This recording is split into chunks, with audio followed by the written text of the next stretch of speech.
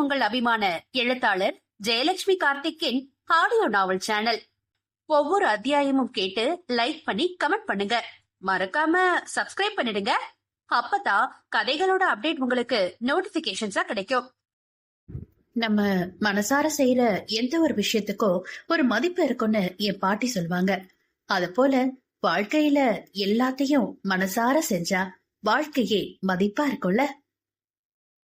ஸ்ரீயின் சின்ன சின்ன ஆசைகள். அத்தியாயம் 13. அடுத்து வந்த 3 நாட்களும் தீபனும் தன்யாவும் அதிகம் பேசிக்கொள்ள முடியாத வகையில் தீபனின் பணி கடுமையாக அவன் வீட்டிற்கு வரும் வேளையில் புன்னகையுடனும் நல்ல உணவுடனும் அவனை வரவேற்றாள் தன்யா. அவனுக்கும் வேலையின் பளு அதிகமாக உணவை முடித்துக் கொண்டு, நீ சாப்பிட்டியா? பொழுது எப்படி போகுது? உன் ஃப்ரெண்ட்ஸ் என்ன சொல்றாங்க என்று பேசிவிட்டு படுக்கைக்கு செல்லும் அவன் மனைவி எப்போது எங்கே தூங்குகிறாள் என்பதை கூட கவனிக்க முடியாமல் உறக்கம் கொண்டு விடுவான். முதல் நாள் தோழமைகளோடு சாதாரணமாக கழிந்தாலும் தாய், தந்தை, பாட்டி, மாமியார், நாத்தனார் என்று போன் பேசி 2ஆம் நாளையும் கழித்தவளால் 3ஆம் நாள் ஒரு வேலையும் இல்லாமல் மனம் சுணங்க தீபன் வாங்கி தந்த லேப்டாப்பும் வைஃபையும் துணைக்கு வந்தது. முதலில் பாடம் சம்பந்தமாக யூடியூபில் ஏதோ பார்த்து கொண்டிருந்தவள் மெல்ல மெல்ல பரிந்துரைகளில் வந்த வீடியோக்களுக்கு மாறி அது ஹனுமார் வாளாக நீண்டு போனது. அன்று ஏதோ வீடியோ பார்த்தபடி ஹால் சோஃபாவில் அவள் அமர்ந்திருக்க காலிங் பெல் சத்தம் கேட்டு எழுந்து வந்து கதவை திறந்தாள். அங்கே வசுதாவும் மீனாட்சியும் நின்றனர்.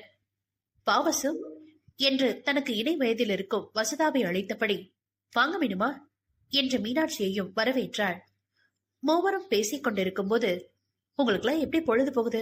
எனக்கு கஷ்டமா இருக்கு மீனுமா என்று தன்யா புலம்ப, எல்லாம் ஒரு குழந்தை வந்தா நேரமே பத்தலன்னு சொல்லுவீங்க என்று அவர் தனுவையும் வசுவையும் சேர்த்தே கிண்டல் செய்ய வசு வெட்கம் கொண்டாள் என்றாள். தனு யோசனையில் நின்றாள். பேச்சு மெல்ல மெல்ல நகர்ந்து மீண்டும் பொழுதே போகல என்று வந்து நின்றதும் வசு தனுவின் கரம் பற்றி, உனக்கு பிடிச்ச எதையாவது செய்தனோ, இல்லனா தனியா இருக்கிறதுக்கு நமக்கெல்லாம் பைத்தியமே பிடிச்சிடும் என்றாள். சரி, நீ என்ன பண்ற என்று அவளையே தனு கேள்விக்கு உள்ளாக்க, எனக்கு அப்படி செய்ய முடியாது தனு. மாமியார் இருக்காங்க, அவரோட தம்பி இருக்கான், அதனால எனக்கு வீட்டுல வேலை இருந்துகிட்டே இருக்கும். உங்களை பார்க்க வர இந்த நேரம் கூட அத்தை கடைக்கோ இல்ல மந்திருக்கோ போனாதான் வர முடியுது என்று சொன்ன அவளின் முகத்தில் அன்று காதலால் நிறைந்து காணப்பட்ட மகிழ்ச்சி இல்லாமல் தன்னை சுயமாக எதிலும் முன்னிறுத்திக் கொள்ள முடியவில்லை என்ற இயலாமையே விரவி நின்றது. மீனாட்சி 2 பெண்களுக்கு உதவிக்கு வந்தார். ஏன் வசு அப்படி நினைக்கிற?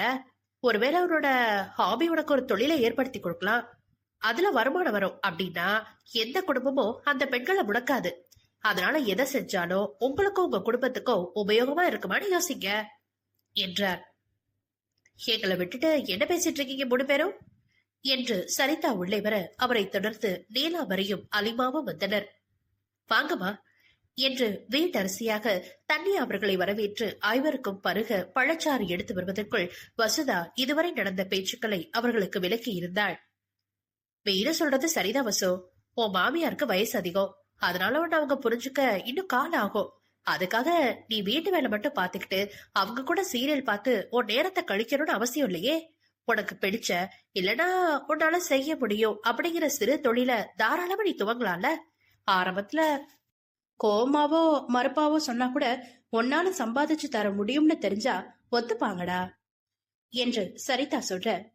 அப்படி நினைக்காத சரிதாக்கா, எங்க இவ வளர்ந்து தனக்கு மேல வந்துடுவாளோ, இவ காசு கொண்டு வந்தா பையன் நம்ம மதிக்க மாட்டோம்னு நினைக்கிற பெண்களும் இருக்கத்தான் செய்றாங்க. நீங்க சொல்றது எல்லா குடும்பத்துக்கும் பொருந்தாது என்று தன் பார்வையை முன்வைத்தார் நீலாம்பரி. அலிமா அதற்கு ஆமோதிப்பதாக, நீலாக்கா சொல்றது சரிதான்ப்பா, இதுக்கு ஒரு வழி இருக்கு. முதல்ல மாமியாருக்கு ஃப்ரெண்டா மாறிடும். அவங்களுக்கு பிடிச்சது பிடிக்காதது தெரிஞ்சு நடந்து அப்புறம் நல்ல பேர் எடுத்த பின்னாடி நமக்கு வேணும் அப்படிங்கறத அவங்களே செய்வாங்க என்றதும், அது சோப்பு போடுறதில் போல இல்லையா அலிமா என்று சங்கட முகபாவம் காட்டினாள் வசு. அப்படி இல்லடா, நடிக்க கூடாது, மனசார அவங்களுக்கு பிடிக்கும், அதனால நான் அதை செய்யறேன்னு நீ செய்யணும், அதான் இங்க முக்கியம் என்று சொன்னார் அலிமா. வசு வேகமாக, எனக்கு டெய்லரிங் தெரியும், ஆனா வீட்டுல மிஷின் இல்ல, நான் என்ன செய்வேன், இருந்தா என் பொழுது அது கூட போகும் என்று வருத்தம் கொள்ள, வசு நீ அண்ணா கிட்ட உன்னோட துணி தைக்க கூட வெளியில தர வேண்டியிருக்குல்ல. எனக்கே தையல் தெரியும், மெஷின் வாங்கி தரீங்களான்னு கேளு என்றாள் தன்யஸ்ரீ. அது அது நான் இது வரைக்கும் அவர்கிட்ட எனக்கு இது வேணும் அது வேணும்னு கேட்டதே இல்ல தனு. சங்கடமா இருக்கு என்றதும், ஆமா, இன்னும் மாச பிரச்சனை கூட மேடம் அம்மா வீட்டுல கொடுத்த காசுலதான் அவங்களுக்கு தேவையானதை வாங்கிக்கிறாங்க என்று வசுதாவின் கன்னத்தில் இடித்தார் நீலாம்பரி. அதை அவர் சொன்னதும் தன் கணவன் தன் தேவை உணர்ந்துதான் தன் காடை கொடுத்து சென்றிருக்கிறான் என்ற எண்ணம் வர அவனை நினைக்கவே அவளுக்குள் பொது உணர்வும் அவன் குணத்தின் மீது ஒரு உயர்வான எண்ணமும் தோன்றியது. பெண்கள் தங்கள் மாநாட்டை மெதுவாக முடித்துக் கொண்டு கிளம்ப தன்யா யோசனையில் மூழ்கினாள். அதே நேரம் மதுரை எல்லிஸ் நகரில் அந்த வரிசையான வீடுகளுக்கு இடையில் இருந்த ஒரு வீட்டில், எனக்கு இங்க இருக்கவே பிடிக்கல, நம்ம வேற எங்கேயாவது போயிடலாமா? மனம் வெறுத்து போய் கேட்டார் மேகநாதன். என்ன நாதனி, பிறந்தது வளர்ந்த ஊரை விட்டுட்டு எங்க போனோம்? என்ன பேசிக்கிட்டு இருக்க நீ என்ற மகனிடம் தில்லை நாயகி கோபம் கொள்ள, அவர் சொல்றதுல தப்போன்னு இல்லையத்த, வெளியில தலையை காட்ட முடியல. என்ன, உங்க பொண்ணு கல்யாணத்தனைக்கு ஓடி போயிட்டாலாமே? மாப்பிள்ளை வீடு நல்ல இடம் போல, அதான் உங்க 2வது பொண்ணை ஏத்திக்கிட்டாங்க அப்படின்னு வாய்க்கு வந்தபடி நல்ல விதமா பேசுற மாதிரி குத்தி குத்தி காட்டுறாங்க அத்த. இதுல இவர் வேற உடம்பு முடியாம ஹாஸ்பிட்டல்ல இருந்தது இன்னும் அவங்க வாய்க்கு அவளா போச்சு என்று கண்ணீரை மறைக்காமல் விளையிட்டு சேலை தலைப்பால் துடைத்துக் கொண்ட சொன்ன வான்மதியை ஏளனமாக பார்த்ததில்லை. ஏன் பேச மாட்டாங்க? நீ என்ன பொம்பளை பிள்ளைய வளர்க்குற மாதிரியா வளர்த்த? குதிரை மாதிரிதானே வளர்த்து வச்சிருந்த. அப்புறம் ஓடி போயிட்டான்னா ஆரம்பத்திலேயே அடக்கி வளர்க்கணும் இல்லையா? அது குணத்துக்கு தக்க நாம நடந்துக்கணும். ரெண்டும் இல்லாம அவளை அவளோட இஷ்டத்துக்கு வளர்த்துட்டு இன்னைக்கு நான் காட்டுற மாப்பிள்ளையதான் நீ கல்யாணம் பண்ணணும்னு சொன்னா அவ அப்படியே கேட்டுட்டுதான் மறுவேளை பாப்பால என்று மருமகள் மேல் அவர் பாய, மா நீ வேற ஏமா வெந்த புள்ள வேலை இருக்கிற என்று நொந்த மகனை ஆதரவாக கரம் பற்றியவர், யோசிச்சு பாருனாதா, நமக்கு இன்னொரு பொண்ணு இல்லாம போயிருந்தா, ஒருவேளை அவங்க தனியாவ ஏத்துக்காம இருந்திருந்தா, நினைக்கவே நடுங்கலையா அவனுக்கு? அதனாலதானே நெஞ்ச பிடிச்சிட்டு சாஞ்ச நீ. ஆரம்பத்துல இருந்து இவகிட்ட சொல்றேன், இந்த வெட்டி பந்தாலாம் வேண்டாம், படாடாம பண்ணாத, இருக்கிறதே போதும்னு. ஆனா அவ கேட்டாளா என்று மருமகளை கை காட்டியவர், அன்னைக்கே அவகிட்ட வீட்டு நிலைய சொல்லி வளர்த்திருந்தா வேலைக்கு போனதும் 4 காசை வீட்டுக்கு கொடுத்திருப்பா. ஆனா அவ மனசுல இந்த அட்டைப்பட்டி வீட்டுக்குள்ள இருக்கிற அரண்மனை இளவரசின்னு சொல்லி ஆசை காட்டி வளர்த்தது யாரு? இவதானே. நம்ம சக்திக்கு மீறி பிள்ளைகளுக்கு செய்யக்கூடாதுன்னு நான் சொல்லலனாதா. ஆனா ஒரு கட்டத்துல பணத்தோட மதிப்போ அதை சம்பாதிக்க நீ பட்ட கஷ்டமோ அவளுக்கு புரிஞ்சு இருக்கணுமா இல்லையா? அப்படி புரிய வைக்க வேண்டிய பொறுப்பு யாருக்கு இருக்கு? உங்க 2 பேருக்கும் தானே. அத நீங்க சரியா செய்யல. அதத்தான் சொல்றேன். போனது போகட்டும். பேசுற வாய் அடுத்த விஷயம் கிடைக்கிற வரதான் நம்ம பத்தி பேசும், அப்புறம் மறந்துடும். அதனால நீ உன் வேலைய பார். இல்லையா கிளம்பி என்னோட கிராமத்துக்கு வந்துரு. இருக்கிற கொஞ்ச நிலத்துல காய்கறி போட்டு நம்ம வாழ்ந்துக்கலாம் என்ற கோபத்தில் ஆரம்பித்தாலும் இறுதியில் மகனுக்கு ஆறுதலும் துணையுமாக பேச்சை முடித்தார் தில்லை. அத்தை சொல்றதும் சரிதாங்க, நம்ம ஊருக்கே போயிடலாம். நான் விறகு சுமந்து கூட உங்களை இனி பாத்துக்கிறேன்.